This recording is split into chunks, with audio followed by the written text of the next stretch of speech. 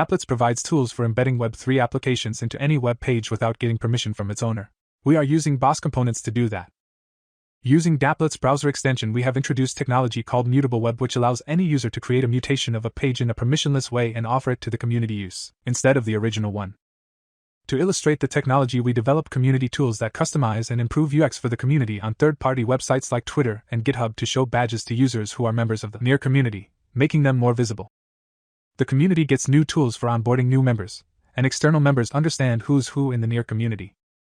Other apps from the community tools set will follow. Mutation is a set of applications like community tools, curated by DAO on behalf of the community, and targeting multiple websites. The role of mutation curator is similar to Linux distributor, where the user decides which one distribution to use. Anyone can create a mutation, which are competing for the audience. In order to apply a mutation, the community first provides its users with a link to the intermediary site forwarding to the mutated website or asking to install the extension if it is not installed yet.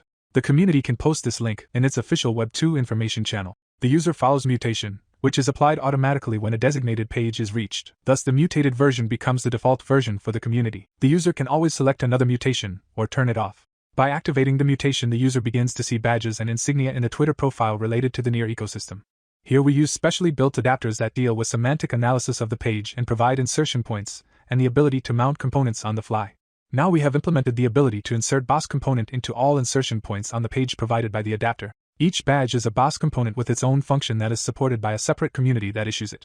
Here is different cases. Sign that Twitter user has connected Near account. A badge showing community affiliation. Interactive badges. Responsive to user actions. Evolving depending on on-chain data. We asked two Near communities to provide us with a meaningful badge system that makes sense for users and implemented it. For Learn Near Club, it is a badge showing how many tokens a community member received for participating in beta tests, which is used as his rank in the community. For DevHub, it is a badge that shows workgroup maintainers. Thanks to the virtual adapter, all badges are also shown on GitHub. Instead of a full-fledged registry with Twitter and GitHub account data, as a temporary solution we used a JSON file obtained after processing data from Near.social. Mutation fetches user community badges from a contract. The list of communities is managed by the mutation maintainer.